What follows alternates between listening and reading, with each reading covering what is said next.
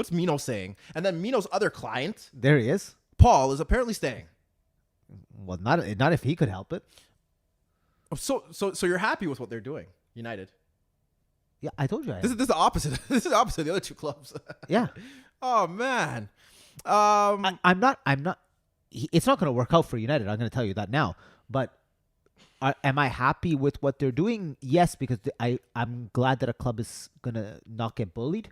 You're not just going to build the fan base's saying of we're a big club. No one bullies Manchester United. Yeah. Well, then they're crap on the field, but that's fine. That's another story. Listen, if they lose Pogba now, after losing Ander Herrera, yeah.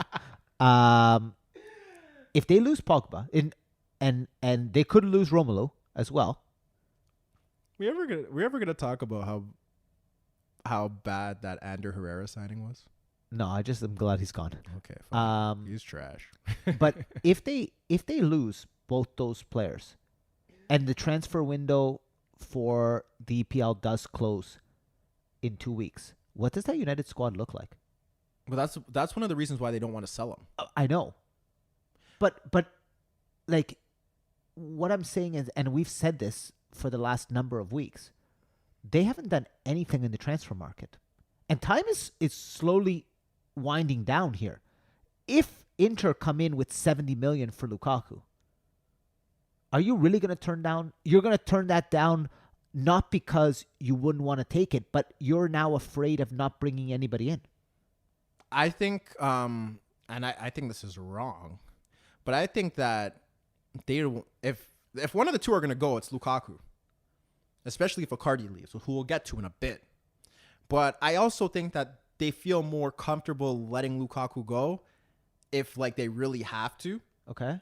Because they're going to just base it around Martial and Rashford. Whether that's right or wrong is not the discussion we're having here. No, I wasn't going to go there. But okay. But I think that is the reason why he's more likely to go, because we don't expect, we definitely don't. If Juve were ever to pull that $170 million out of their pockets, then we are going to have a real discussion and shut down the entire podcast and just talk about them for 2 hours. Okay, that's fine.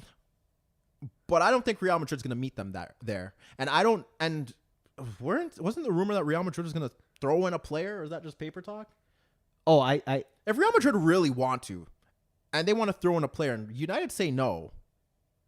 But does it matter who that player is? Well, realistically, like hypothetically, is it Gareth? Hypothetically speaking, we're thinking it's Gareth or Isco, right?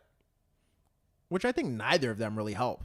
The only way Gareth helps is if Gareth is healthy, right, for the entire season. Because if Gareth is healthy for the entire season, he's better than Thing. Even at this point in his career, at this moment, better than who? Than Lukaku. But are we saying? But you're telling me Pogba's going? Oh no! Well, yeah. Oh yeah. Well, he's better than Pogba. Okay.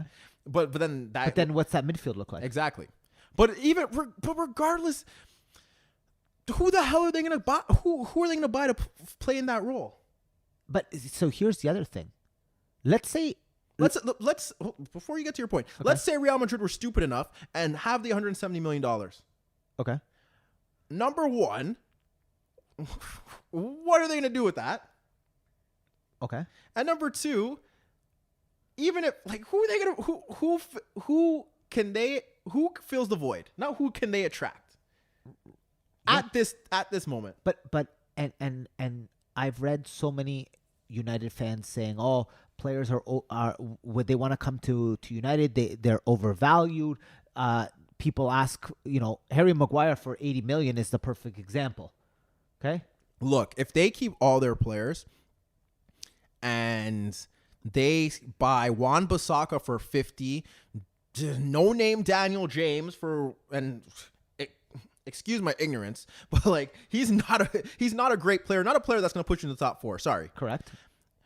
And if they get Harry Maguire for $80 million, I feel no ways for them. Right. That is, that it would be over, because that's 50, that's 80, that's 130, and they bought little Daniel James for somewhere around 20. Correct. 15 to 20. Yes. So you're looking at $150 million on those 3 players, and you want to tell me that you're a legitimate club. That's what I'm trying to vie for the top 4. That's what I'm getting to. That's a big problem. And I keep getting to the point that this is not the 90s, man. It's not the 90s. I think the biggest problem with Manchester United's fan base is the nostalgia feeling behind the club. Yep. But I've been trying to say that to you and Fabs. No. You hating on their marketing. Yeah. And their brand. Hey, if I was if any competent person was running that club, they would attract players. I blame a lot of it on Ed. Okay. You can blame it on just like people are going. Just like we had that conversation about people going to Juve for free and taking like a quarter of what they should be making. Yeah. But that's what I'm trying to tell you. That whole thing of going to Juventus because it's Juventus, I don't buy that. I don't buy that nonsense. And the same way that I'm trying to tell you, players don't go to United because it's Manchester United. These are a new set of players. Okay, all that love for United and the history and all that bullshit. Don't let people sell you on that, because they don't give a damn where they're playing. Okay, they don't give a damn that this is Juventus. That's Ed's fault.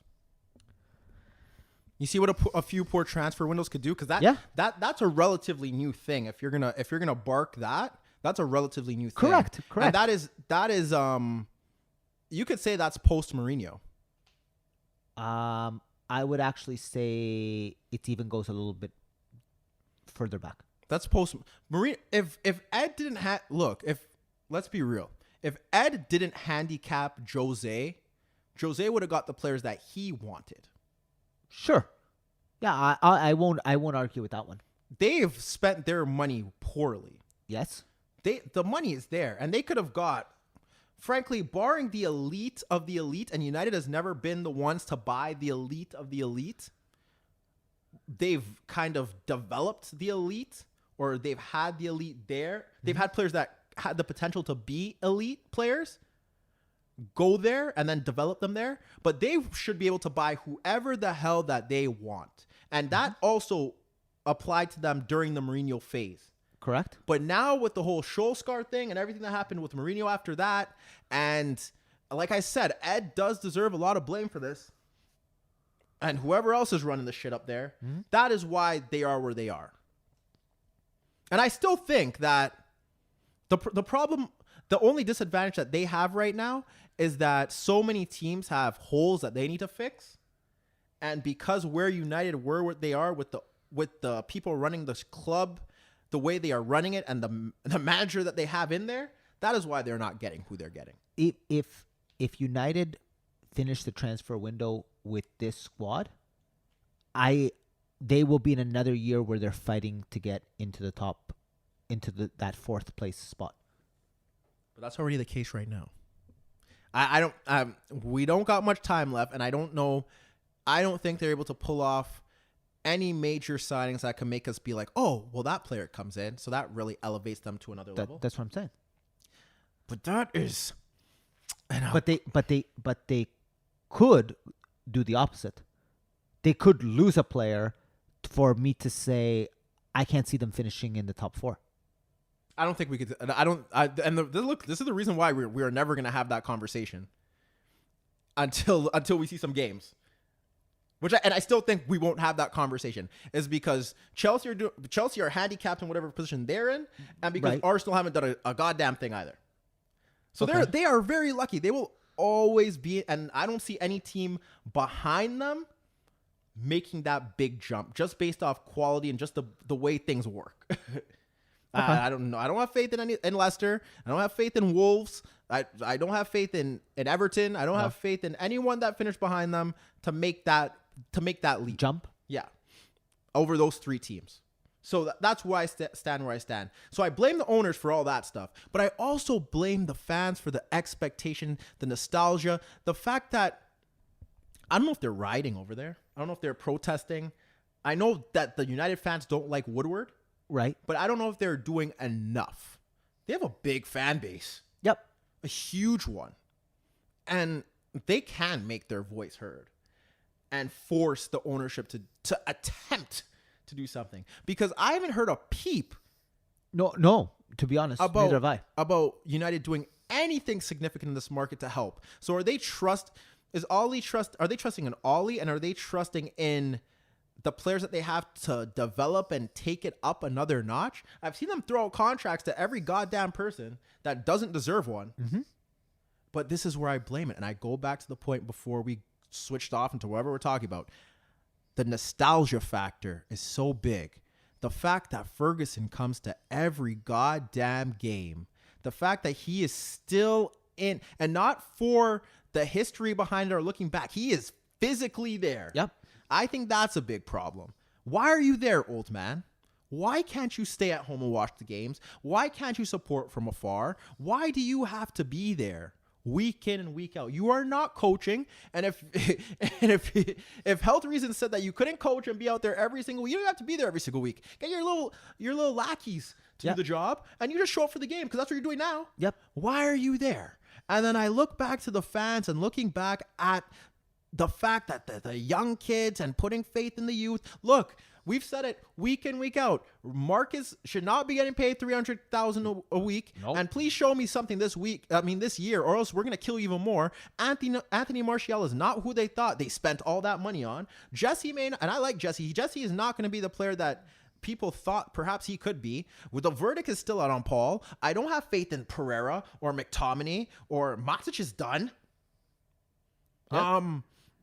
The center backs, we know what the center backs are about. Wan-Bissaka, boy, I hope that he could, but that's not, your right back is not going to save you. No. Or your left, wherever he's played, left back. Your fullbacks are not going to save you. Nope. Nope. De Gea is not going to save you. Nope. So there has, like, I could never expect, and more than the name, to see a club just fall off the map based, and it's weird because all three of those clubs are run in such contrasting manners, but it all comes down to the same bloody point. Yep. From the fan base to the owners to the players. I haven't disagreed with you in anything you've said. I really wish you did. No, because because I know there's someone out there that's going to listen to this and disagree. Good. Well, then have them comment below. And I want to know why. And I understand your point. And but the reason why I argue the point that they can't attract players, because I think there are a lot of people there not doing their job properly. Like I said, and we've said this, when I look at that team and I look at what they have right now and how much time is left to improve that team, they are running dangerously out of time. There's no time. There's no time. Well, theoretically, you got 2.5 weeks left. 2 weeks before the transfer window closes. And that's why they cannot. That's why they're hitting us with, well, Paul should be captain. Paul can't be no captain. No. Paul cannot be the captain of any side trying to aspire for anything realistic. No. Or any silverware. Paul cannot be the captain. We have to stop this with Paul. It's coming to a point where it's unfair to him. And you know how I feel about Paul as a player. Paul as a person looks like a very nice guy. Scooped himself a nice little baddie. Probably have some cute kids. They have one. Oh, they have one. Phenomenal entertainer on the gram. But when it comes... And a great marketer. Great marketer. And you know what? A talented player that is just... who's left the wrong environment. And I also think that's because of his manager. I mean, because of his agent. Oh, okay. And, because I feel like if there's anyone that should have stayed at Juve, it's probably him. Yeah. No, we don't need to get into that. Yeah. But it's come to a point where, look, we know what Paul is. And anyone who's trying to kid themselves that Paul is going to be some elite Ballon d'Or back-to-back winner, or he still has that in his powers, look, man, I can't see it. I don't see it. He hasn't shown it. So for me, it's kind of like, show me what you can do, and if you don't show it to me over a large sample size, then you can't do it. Yep. And you could argue that. I don't care if you could argue. That's just how I see it. It's the eye test. Paul cannot be your captain. You want to build around... You can't tell me that Paul could be your... you want him to be your captain, and then you want to build around him, and you're going to buy Wan-Bissaka, and then you're going to buy Harry Maguire. The money is there. The 80 million is there. So there is something wrong with this. It's not that they can't attract players. There's the guys that are supposed to do the attracting. They're not doing the right things. Mm-hmm. It's the guys that are throwing out the contracts of these young players. They should have let Martial go and took whatever money they could have got. Right. But then it's kind of like, well, shit, maybe they shouldn't have, because who knows, they would have got a player, brought in another player. But that's my point. So there's just so many factors that come into the whole Manchester United puzzle that we're going to break down on a week-to-week basis and possibly have these same conversations on a week-to-week basis. But someone has to have it, because I'm watching all these soccer channels and all these soccer things, and no one's saying a goddamn word. All they're saying is, well, who would be the perfect signing for Manchester United? Yeah, Messi. I saw Lamina. Yeah. I've seen all this stuff. Like, no, talk about what mattered and what is the root of this problem. Any Manchester United fans who feel like they know deeper, feel free to educate us. We watch enough stuff, and we're not really in Manchester to know the real deep down, the deeper issues. If there are ones, we're telling you what we know and what we're seeing, and that's basically what it is. Nostalgia is huge, and it's killing you. Mm-hmm. It killed Arsenal for a lot of years. Yep. And it got to the point where they eventually got rid of Wenger, but now it's too late. Yep. It's too late. It's too late. And they're another club who I haven't heard a peep. Nope. But we've talked. We're not talking about that. No. But like I said, remember I said the whole weekly thing? Yeah. Hey, what did Arsenal do this week? Yeah. Oh, nothing. What did United do this week? Nothing. Oh, nothing. Hey, how is Chelsea having a better week than you, and they can't sign players? Yeah. By giving Mason Mount. Yeah. I've never seen Mason Mount play a goddamn day in my life. Yeah. I hope I don't see it. Yeah. Well, I feel like we're going to have to see it this season. We are. And the whole Hudson-Odoi thing, by keeping their firm ground and ensuring that Bayern don't overflex their muscles on them and snag them. Yeah. Ooh. Look at Chelsea. And Christian's on his way.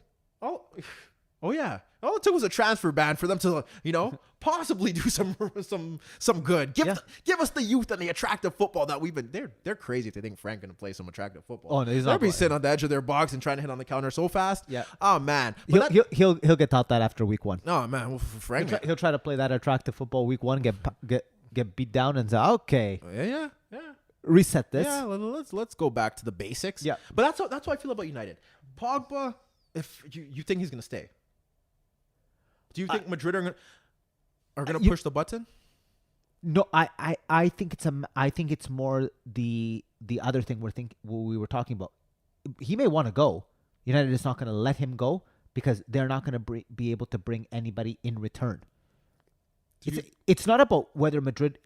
If Madrid gives them 170, United is in the spot of we can't take it because there's nobody who's going to come in to replace him. And we're going to lose Pogba. We're going to lose, like we said, a talented player who we're not going to be able to replace. So it's better to keep a player that's unhappy? Do you think he's that Do you think he's as professional as the players in the past that will just suck it up? No, absolutely not. He's going to sulk. Yeah. We saw that last year. He's going to sulk until January. Yeah. And then they're going to lose him in January. For less money. Correct. But the problem is that they're hoping that in the month of January, they could bring somebody in, which we know what the January transfer window is all about. But I know he wants to go. I know he's going to try to force a move out of there. But if I'm United, I'm telling him he is going nowhere.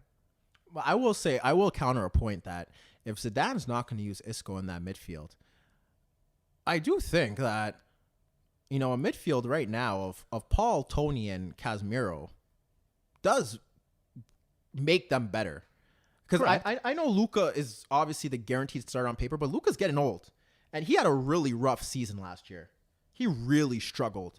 So if there's... But I don't think it's a waste of time to talk about Paul at Madrid. I'm not talking about it. I'm just saying that... Oh, in theory, yes. I'm just saying that's a move that they're going to have to think about in terms of the money factor and if they want to make that gamble. Because I don't think the gamble is that bad if Zidane's going to get Paul on his side. And I think from what we've seen, Zidane, for as much as I question him tactically, he's able to get the best out of players. In that 3-year window, we've seen that. If you think Paul's going to bully Zidane, you're in a. But that's my point. So I'm looking at it from the Madrid factor that perhaps they have to kind of do what Barca did, or what Barca may do with Neymar. No, but the problem is that PSG may be willing to listen. I don't think United are going to listen. That's why I'm saying it's a waste of time to talk about Paul leaving, because United's not going to let him go. And even if they sweeten the pot with an Isco or a Bale. I'm talking about they pay whatever United's asking for. No, I honestly, and I'm telling you, because United won't be able to replace him. We've seen. I'm not going to say that that's going to be a factor there. So you think United's okay with losing Pogba? I think that if they get the money that they want, they won't turn it down, because they'll never get that money back. You have to, and I look at it from the factor that they're not gaining anything from keeping him, and they're not going to win anything. But then I'm going to give you the PSG argument. Why United is financially the first or second richest club in the world. Do they really need to sell him? Same thing we just said with PSG and Neymar. Yes, because it'll hurt their brand. So then what you said about Neymar earlier doesn't hold. They're two totally different situations. You can't just because that situation holds there doesn't mean that it has to hold here. Two totally different situations. But I don't think United need to sell Pogba. Financially. No big club that loses a player of that magnitude really needs to sell. They don't really need to sell. But if you get that money, then you're going to take it, because you may not ever get it. Yeah. Just like Liverpool didn't really need to sell Coutinho. No. But they sold him. Right. They're different. And I know the 2-week thing does come into play, but that yeah. It's difficult, but I'm just saying that I can't see why they would, and it's Madrid. They're not going to give up. And if that's the agreement that they have, I don't know if there is agreement. And I don't know if you know the answer to this. I know that the Premier League teams can't buy anybody once the season starts. Can they sell people, or they can't do anything? I've not. The reason why I asked this is because this could drag out. Right. Because all of the other clubs have until the end of August. Yeah. So and that was why I was asking, because your point is very valid. Madrid don't give up. But can you imagine that they keep pushing? Or if Madrid was smart, then you start turning the heat up once the Premier League transfer window is closed. We have to look into that.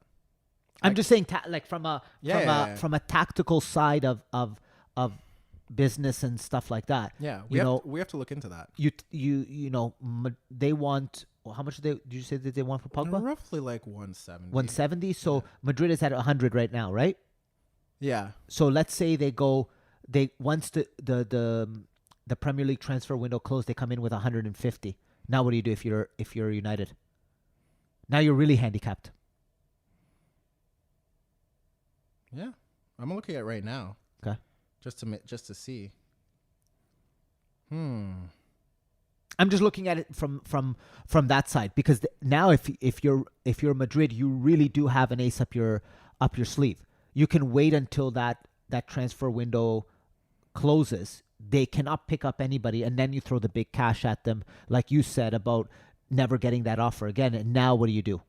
Now do you sell Pogba knowing that you can get nobody back? Something to think about. I just thought about that now. But it's something that we should look into, because that kind of could tilt the scales. They have alternatives. It's just that if they don't sell them now, they're not going to get anyone better in January, and it's just going to make the situation worse if it's not already bad enough. And I just don't really see.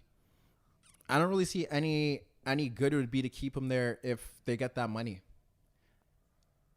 So, and yeah, it does make the midfield light. But if he's not fully engaged, which he hasn't been for some time, then it also doesn't really tilt it in their favor either. So they have to look at that. They have to look at that from all aspects. And to me, it don't really look like they really care based off who they're signing. Yep. So that's kind of how I see it. But we'll let it play out. We'll see what happens. But it's going to be the talking point on a week-to-week basis as the updates keep occurring and whether based on how each club move about it. So it's something that has to be discussed. And, I think that at this point, the footy/soccer world would be a much better place if Paul does make that move, because I don't think it really changes anything if he stays or if he leaves in January. And they're not even in the Champions League, are they? Nope. Yeah. So he could end up going elsewhere. Yeah. So we'll leave that there.